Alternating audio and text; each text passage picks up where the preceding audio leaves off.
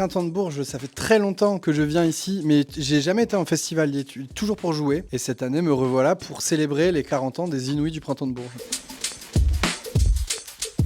Tu veux que je te dise la vérité, c'est que normalement je regarde toujours les Inouïs, je vais écouter ce qu'ils font. Et par contre, cette année, j'ai eu un enfant et donc du coup, j'avais autre chose à foutre que d'aller écouter les Inouïs. J'aurais adoré le faire, mais j'avais vraiment les mains dans les couches, quoi. Donc j'ai pas fait ça, je suis désolé. Alors, c'est un truc très formateur parce que c'est des conditions qui sont assez particulières. Tu joues assez tôt. Moi, je me rappelle en plus, j'étais logé dans l'auberge de jeunesse qui est vraiment collée au 22. Et en fait, t'as des concerts là-dedans jusqu'à 2h du mat. Et après, à l'époque, t'avais un Magic Mirror juste de l'autre côté du bordel qui mettait le gros after jusqu'à 5h du mat. Et moi, j'avais mes balances à 7h.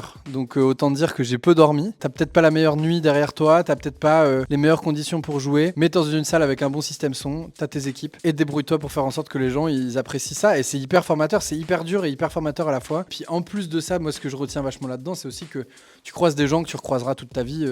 Enfin, je sais pas, il y a quand même un truc où les gens qui viennent des Inouïs se reconnaissent aussi un peu là-dedans et tu te dis que peut-être qu'à un moment donné tu seras jury, peut-être qu'à un moment donné tu vas recroiser telle personne qui a vachement marché ou telle personne un peu moins, mais qui s'est retrouvée être musicien ou musicienne sur la tournée de je ne sais qui.